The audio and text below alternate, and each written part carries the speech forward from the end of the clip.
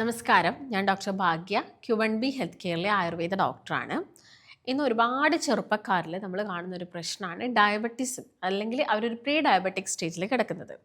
ഇങ്ങനെ pre diabetic സ്റ്റേജിലായിരിക്കുന്ന ആളുകൾ ശ്രദ്ധിക്കേണ്ട ഒരുപാട് കാര്യങ്ങളുണ്ട്. അപ്പോൾ നമുക്ക് എങ്ങനെ മനസ്സിലാക്കാം അവർ പ്രീ ഡയബറ്റിക് സ്റ്റേജിലാണെന്നും? അപ്പോൾ ഒരുപാട് സിംറ്റംസ് അവരുടെ ബോഡിയിൽ കാണിക്കും. അതുപോലെ തന്നെ നിങ്ങളൊരു ബ്ലഡ് ടെസ്റ്റ് ചെയ്യുന്നത് എപ്പോഴും നല്ലതാണ്. നിങ്ങളിപ്പോൾ ഒരു പ്രീ ഡയബറ്റിക് സ്റ്റേജിലാണോ എന്നറിയാൻ നമുക്ക് ആക്യുറേറ്റ് കൃത്യമായിട്ട് മനസ്സിലാക്കാൻ നമ്മൾ ചെയ്യേണ്ട ടെസ്റ്റ് എന്ന് പറയുന്നത് HbA1c ആണ്. 3 മാസത്തെ ആവറേജ് നോക്കുക ഷുഗറിൻ്റെ. അപ്പോൾ ഇതിനകത്ത് നിന്ന് നമുക്ക് മനസ്സിലാക്കാം നമുക്കിനി ഷുഗർ വരാനിരിക്കുന്നുണ്ടോ, അല്ലെങ്കിൽ ഇപ്പോൾ പാരമ്പര്യമായിട്ട് ഷുഗർ ഒരു ഫാമിലിയാണ്, ഇപ്പോൾ നിങ്ങളുടെ അച്ഛനോ അച്ഛൻ്റെ അച്ഛനോ ഒക്കെ ഷുഗർ ഉണ്ട്, അല്ലെങ്കിൽ അമ്മയ്ക്ക് ഷുഗറൊക്കെ ഉണ്ടെങ്കിൽ നമുക്കത് വരാനുള്ള ചാൻസസ് ഉണ്ട്. പക്ഷേ നമുക്കത് കൺട്രോൾ ചെയ്യാം. നമ്മൾ ഫുഡിലൊക്കെ ഒരുപാട് കൺട്രോൾ കാര്യങ്ങളൊക്കെ ചെയ്യുകയാണെങ്കിൽ നമുക്ക് നല്ല രീതിയിൽ തന്നെ ഷുഗർ കൺട്രോൾ ചെയ്യാം. അപ്പോൾ വരാം എന്ന് കരുതിയിട്ട് നമുക്കത് വരണം എന്നില്ല. നമ്മൾ ശ്രദ്ധിക്കുകയാണെങ്കിൽ നമുക്കത് ക്ലിയർ ചെയ്ത് പോകാൻ പറ്റുന്നതാണ്.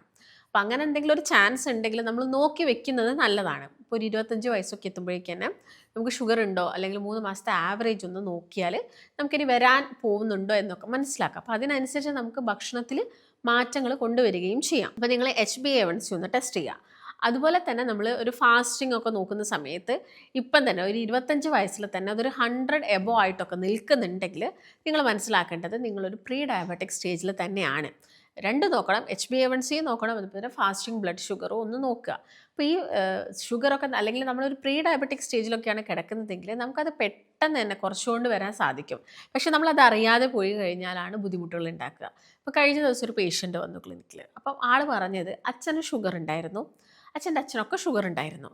പക്ഷേ ആളത് അത്രത്തോളം ഒരു സീരിയസ് ആക്കിയില്ല. കാരണം ആൾ കരുതിയത് ഒരു 40 വയസ്സ് കഴിഞ്ഞിട്ട്, അല്ലെങ്കിൽ ഒരു 45 വയസ്സൊക്കെ കഴിഞ്ഞിട്ട് ശ്രദ്ധിച്ചാൽ മതി, അതുവരെ വലിയ പ്രശ്നങ്ങളൊന്നും ഉണ്ടാവില്ല. അപ്പോൾ ആൾ നന്നായിട്ട് ഫുഡ് കഴിച്ചിരുന്നു, വലിയ രീതിയിലുള്ളൊരു വ്യായാമങ്ങളോ കാര്യങ്ങളോ ഒന്നും എടുത്തിട്ടില്ല. കാരണം പലരും ചിന്തിക്കുന്നത് അങ്ങനെയാണ്, എനിക്കിപ്പോൾ ഇത്ര വയസ്സല്ലേ ആയിട്ടുള്ളൂ, അപ്പോൾ ഈ ഒരു പ്രായത്തിൽ എനിക്ക് ഷുഗർ വരില്ല, അപ്പോൾ ഞാൻ അധികം എക്സസൈസും കാര്യങ്ങളൊന്നും ചെയ്യേണ്ട, എനിക്ക് ഇഷ്ടമുള്ളതൊക്കെ കഴിക്കാം എന്നുള്ളൊരു തെറ്റിദ്ധാരണ പലരുടെ ഇടയിലുണ്ട്. അതുകൊണ്ടാണ് ഇന്ന് നമ്മൾ നേരത്തെ ഷുഗർ പേഷ്യൻസിനെ കാണുന്നത്. അപ്പം നിങ്ങൾ ശ്രദ്ധിക്കേണ്ട കാര്യങ്ങൾ നമുക്ക് നേരത്തെ തന്നെ വരാനുള്ള ചാൻസസ് കൂടുതലാണ്. അപ്പോൾ എന്താണെങ്കിലും ആ ഒരു ജെനറ്റിക്സ് ഉള്ളത് കൊണ്ട് നമ്മൾ എന്താണെങ്കിലും ഒന്നുകൂടി ഒന്ന് ശ്രദ്ധിക്കണം. അപ്പം ഞാൻ പറഞ്ഞു, വരണം എന്ന് നിർബന്ധമില്ല, പക്ഷേ നമ്മുടെ ഭക്ഷണ രീതി അങ്ങനെ തന്നെയാണ് പോകുന്നതെങ്കിൽ, അപ്പം നമ്മുടെ അച്ഛൻ അല്ലെങ്കിൽ അവരുടെ അച്ഛന്മാർ കഴിച്ച ആ ഒരു ഫുഡ് പാറ്റേൺ തന്നെയായിരിക്കാം നിങ്ങളുടെ വീടുകളിലും നിങ്ങൾ പ്രാക്ടീസ് ചെയ്ത് പോകുന്നത്. ഇപ്പോൾ രാവിലത്തെ ബ്രേക്ക്ഫാസ്റ്റ്, ഉച്ചയ്ക്ക് ചോറ്, രാത്രി ചോറ്, അതെങ്ങനെയായിരിക്കും നമ്മളെല്ലാവരും കഴിക്കുന്നത്. അതുപോലെ തന്നെ ഈ ചായയിൽ നന്നായിട്ട് പഞ്ചസാര ആഡ് ചെയ്യാം, ഇങ്ങനെ നമ്മൾ നന്നായിട്ട് കുടിക്കുന്നുണ്ടാവും. അതുകൊണ്ടാണ് പറയുന്നത് നിങ്ങളത് ശ്രദ്ധിച്ചിട്ട് തന്നെ പോകണം. അപ്പോൾ നമുക്കൊന്ന് ചെയ്യാൻ പറ്റുന്ന കാര്യം ടെസ്റ്റാണ്. ടെസ്റ്റിലൂടെ നമുക്ക് മനസ്സിലാക്കാം.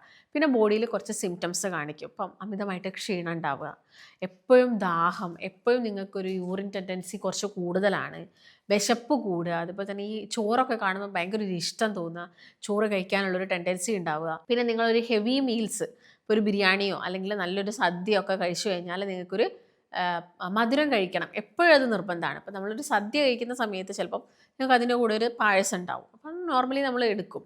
അപ്പോൾ അത് വേണ്ടിയിട്ട് അല്ലെങ്കിൽ അതിൻ്റെ കൂടെ ഉള്ളത് കൊണ്ട് നമ്മളത് കഴിക്കാറുണ്ട്. പക്ഷേ ഇങ്ങനെയുള്ളവർക്ക് അങ്ങനെയല്ല, അവർക്ക് ചോറ് കഴിച്ച് കഴിഞ്ഞാൽ എന്തെങ്കിലും ഒരു മധുരം നിർബന്ധമായിട്ടും എടുക്കണം. കാരണം അവരുടെ ആ ഒരു ഇൻസുലിൻ റെസിസ്റ്റൻസ് അല്ലെങ്കിൽ ഇൻസുലിൻ കൂടി നിൽക്കുന്നത് കൊണ്ട് തന്നെ ഈ സെല്ലുകൾക്ക് ആവശ്യത്തിനുള്ള എന്ത് കിട്ടുന്നില്ല, കോശങ്ങൾക്ക് ആവശ്യത്തിനുള്ള ഊർജ്ജം കിട്ടുന്നില്ല. അപ്പോൾ അവർ വീണ്ടും ക്രേവിങ്സ് ആണ് കാണിക്കുന്നത്, കോശങ്ങൾ വീണ്ടും ക്രേവിങ്സ് കാണിക്കുന്നതുകൊണ്ട് നമുക്ക് വീണ്ടും എന്തെങ്കിലും ഷുഗർ ഐറ്റംസ് എടുക്കാൻ വേണ്ടിയിട്ട് തോന്നും. അപ്പോൾ അങ്ങനെ ഒരു ടെൻഡൻസി നിങ്ങളുടെ ബോഡിയിൽ കാണിക്കുന്നുണ്ടെങ്കിൽ നിങ്ങൾ ശ്രദ്ധിക്കണം, പ്രീ ഡയബറ്റിക് സ്റ്റേജിൻ്റെ ഒക്കെ സിംറ്റംസ് ആയിരിക്കാം. പിന്നെ അത്തരം വ്യക്തികളിൽ കൊളസ്ട്രോളും ഒന്ന് ചെക്ക് ചെയ്യുന്നത് എപ്പോഴും നല്ലതാണ്. അതുപോലെ തന്നെ നിങ്ങൾ ഇപ്പോൾ ഫാസ്റ്റിംഗ് നമുക്ക് മനസ്സിലാക്കാൻ പറ്റും. പലരും റാൻഡം പോയിട്ട് നോക്കാറുണ്ട്. അതുപോലെ തന്നെ PPBS നോക്കണം. ഈ പറഞ്ഞ 3 മാസത്തെ ആവറേജ് ഷുഗറും കൂടി മനസ്സിലാക്കുന്നതാണ് ഏറ്റവും നല്ലത്. അപ്പോൾ ഇങ്ങനെ ഇൻ കേസ് ഉണ്ടെങ്കിൽ തന്നെ നമുക്ക് ഭക്ഷണം കൺട്രോൾ ചെയ്താൽ മാത്രം തന്നെ നമുക്കൊരു നോർമൽ കണ്ടീഷനിലോട്ട് വരാം. പ്രീ ഡയബറ്റിക് സ്റ്റേജ് ഒക്കെ ആണെങ്കിൽ ഭക്ഷണം കൺട്രോൾ മതി, നമ്മളവിടെ മെഡിസിൻ എടുക്കേണ്ട ഒരു ആവശ്യകതയൊന്നുമില്ല.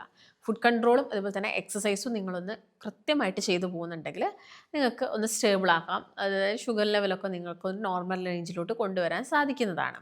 അപ്പോൾ ഫുഡ് കൺട്രോൾ എന്ന് പറയുമ്പോൾ ഈ 3 നേരം റൈസ് ഐറ്റംസ് കഴിക്കുന്നവരാണ് നമ്മൾ മലയാളികൾ കൂടുതലായിട്ടും. അപ്പോൾ അതൊന്ന് ചുരുക്കി ഒരു നേരത്തിലോട്ട് കൊണ്ടുവരിക. ബാക്കി 2 നേരം ചെറുധാന്യങ്ങളോ അല്ലെങ്കിൽ നമുക്ക് മറ്റെന്തെങ്കിലും ഐറ്റംസ്, സാലഡ്സോ അധികം മധുരമില്ലാത്ത ഫ്രൂട്ട്സുകളോ ഇതൊക്കെ കൂടുതലായിട്ട് എടുക്കാം. അതുപോലെ തന്നെ ഈ ഗ്ലൂക്കോസ് സ്റ്റോർ ചെയ്യുന്ന കുറച്ച് വെജിറ്റബിൾസ് ഉണ്ട്. നമ്മൾ മണ്ണിനടിയിൽ നിന്ന് എടുക്കുന്ന പൊട്ടറ്റോ, അതായത് നമ്മുടെ ഉരുളക്കിഴങ്ങ്, കപ്പ, മരച്ചീനി, അതുപോലെ തന്നെ കൂർക്കിൽ, ഇങ്ങനെയുള്ള ഐറ്റംസിലൊക്കെ തന്നെ ചേന, ചേമ്പ്, ഇതിലൊക്കെ തന്നെ ഷുഗർ കൂടുതലാണ്.